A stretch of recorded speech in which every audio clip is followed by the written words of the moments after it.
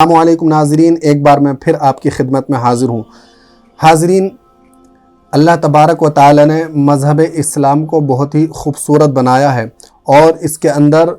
اس نے 5 یعنی آپ یہ کہہ سکتے ہیں کہ مذہب اسلام کی بنیاد، اس کی عمارت 5 بہت ہی امپورٹنٹ اور اہم پلرز پر کھڑی ہے، یعنی 5 اس کے امپورٹنٹ ستون ہیں۔ ہم اور آپ جانتے ہیں کہ انسان کو اللہ تبارک و تعالی جب اس پر وہ ایمان رکھتا ہے، عقیدہ رکھتا ہے، تو بہت ہی اس کو رہنمائی حاصل ہوتی ہے۔ دنیا کے اندر بہت ساری ایسی باتیں ہوتی ہیں جو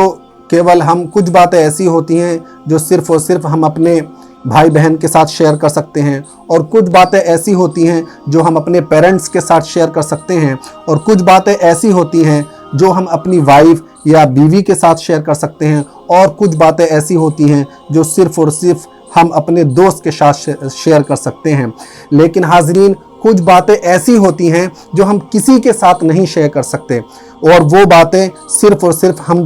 اپنے اللہ تبارک و تعالیٰ کے ساتھ شیئر کر سکتے ہیں، کیونکہ وہ ہر چیز کو جاننے والا ہے۔ اور قرآن مجید میں اللہ تبارک و تعالیٰ خود فرماتا ہے، یعلم خائنۃ الاعین وما تخفی الصدور، کہ اللہ تبارک و تعالیٰ انسان کے دلوں کے اندر کے رازوں سے واقف ہے، یعنی ہمارے دل کے اندر اور ہمارے دماغ کے اندر کیا باتیں چل رہی ہیں وہ سب اللہ تبارک و تعالی جانتا ہے۔ تو یوں تو ہم ہر چیز، نہ تو اپنی اچھائی جو بھی ہم کہیں بھی کر رہے ہوتے ہیں تو ہر اچھائی کسی کو ہم نہیں بتا سکتے، اور نہ ہی بتانے پر ہم قادر ہوتے ہیں، اور نہ ہی ہم بہت ساری برائیاں جو کرتے ہیں وہ بھی ہر کوئی اس سے نہیں واقف ہو سکتا، نہیں جان سکتا۔ لیکن اللہ تبارک و تعالیٰ کی ایسی ذات ہے جو ہر چیز سے واقف ہوتی ہے۔ تو ہمیں اللہ تبارک و تعالیٰ کو اپنے ہر معاملے میں شامل حال رکھنا چاہیے، اور یہ انسان کے سکون، اطمینان، اس کے سیٹسفیکشن کی ایک بہت ہی بنیادی اور اہم ضرورت ہوتی ہے۔ اب مذہب اسلام کے اندر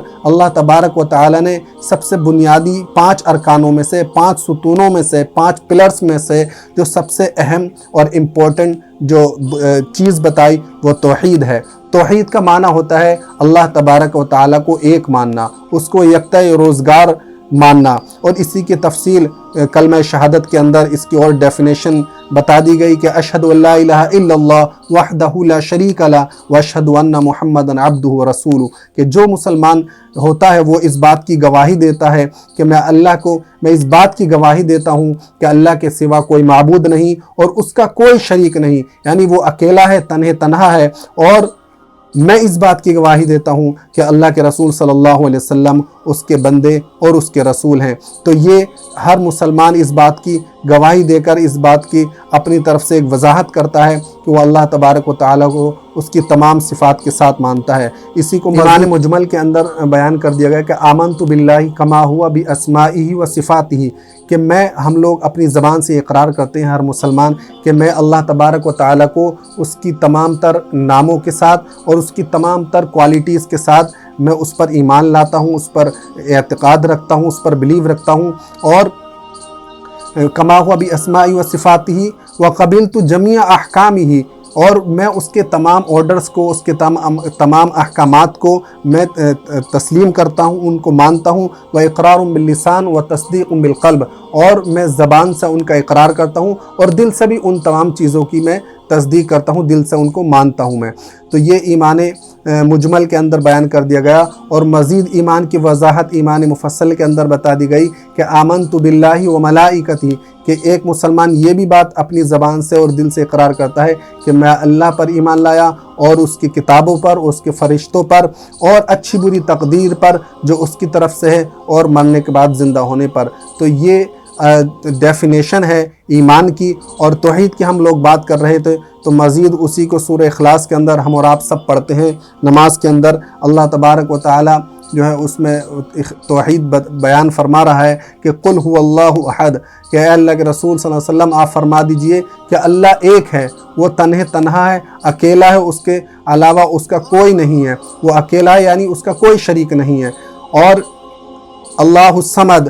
وہ بے نیاز ہے،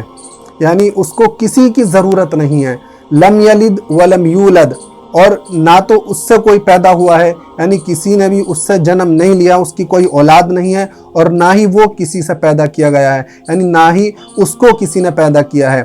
وَلَمْ يَكُنْ لَهُ كُفُوًا أَحَدٌ، اور اس کے برابر کوئی پرسنالٹی، کوئی ذات، کوئی شخصیت، کوئی وجود نہیں ہے، وہ سب سے بڑا ہے، وہ سب سے بالا و برتر ہے۔ تو یہ توحید کی مختصر ڈیفینیشن، اس کی پریبھاشا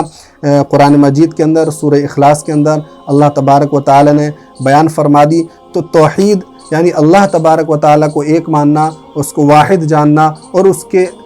تمام صفات اور کوالٹیز میں کسی اور کو شریک نہ کرنا، اس کو کہتے ہیں توحید، یعنی وحدت، اللہ تبارک و تعالیٰ کو ایک ماننا۔ تو یہ ہر مسلمان کی جو سب سے بنیادی رکن ہے، اس کے اندر ہر مسلمان کو بہت زیادہ مضبوط ہونا چاہیے، اس کا عقیدہ مضبوط ہونا چاہیے، اس کا بلیف بہت زیادہ فرم ہونا چاہیے، تاکہ اس کے آئندہ جو اعمال ہیں اور جو بھی وہ نیکیاں اپنے کر رہا ہے، وہ تمام تر اللہ کے